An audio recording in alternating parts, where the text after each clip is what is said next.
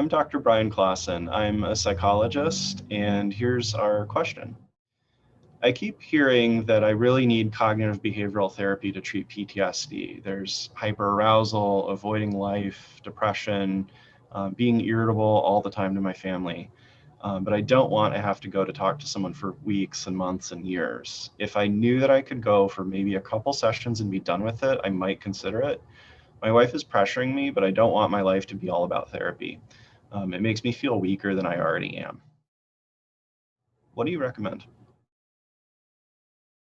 I want to thank you a lot for asking this question because I think it illustrates really well the kinds of dilemmas that a lot of service members and veterans feel about seeking mental health treatment. On the one hand, it sounds like there's a recognition that you're struggling, that there are some things going on that could improve with treatment. But on the other hand, it's like what is the cost of treatment in terms of the hassle, the time, and most importantly, the stigma, right? And so I want to maybe first respond by saying, I'm not sure that therapy makes you weaker, right? And I sort of think about therapy when it's done well, almost as a sort of personal trainer kind of relationship, right? And that you're coming into a gym, you have this certain thing you want to work on, whether it's like I want to build up to running a marathon, or I want to build up my like bench press or squat to a certain level, that I as a personal trainer or a therapist in this case would kind of assess you and kind of your strengths and weaknesses, and that we would kind of target specific areas to help you reach your goal. And so that's kind of how I think about the therapy relationship, is that it's really meant to kind of improve performance, improve well-being, rather than having this kind of focus on pathology and brokenness, and here's all these things that are wrong with you. And I think therapy, when it's done well, is kind of more health and well-being oriented.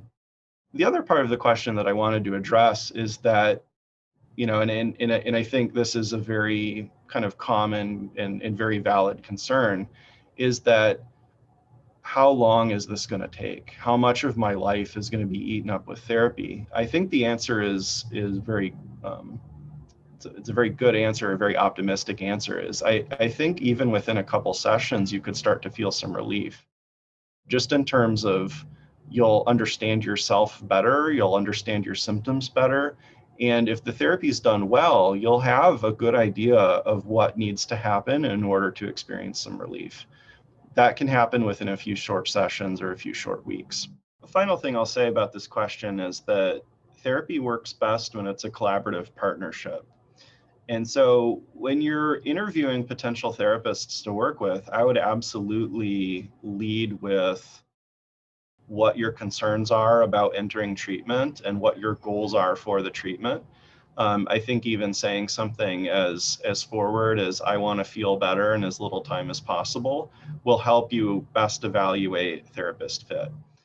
You will find that there are many therapists out there who absolutely are a good fit for these goals, whether it's their style or training or the methods they use, that could have you feeling better within a few sessions, that your sort of distress and symptoms are better understandable, they're demystified, and that you also have some concrete strategies and tools for how better to manage your symptoms going forward.